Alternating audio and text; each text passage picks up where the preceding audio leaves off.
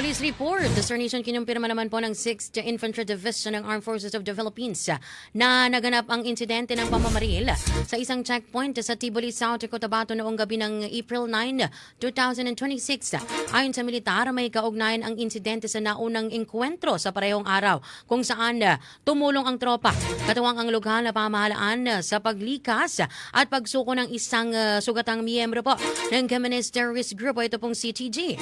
Gayunman, inamin ng 6th Infantry Division na nagkaroon ng pagkukulang sa komunikasyon habang isinasagawa ang transport ng suspect sa isang military checkpoint na nasa heightened alert status. Dahil dito, Sir Nation, nagresulta ang hindi pagkakaunawaan sa hindi sinasadyang pagkakasugat ng ilang empleyado ng lokal na pamahalaan habang nakatakas naman ng CTG member. Iginiit ng militar na walang intensyon na makasakit ng sibilyan o maapektuhan ang mga peace initiative sa lugar, kasabay ng paghingi ng paumanhin sa mga nasugatan sa insidente.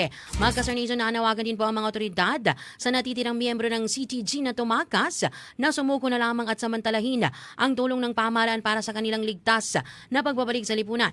Samantala, tiniyak din po ng Philippine National Police at ng militar ang patuloy na koordinasyon upang mapanatili ang kaayusan habang hinihikayat ang publiko na manatiling kalmado at iwasan ang pagpapakalat ng hindi beripikadong impormasyon.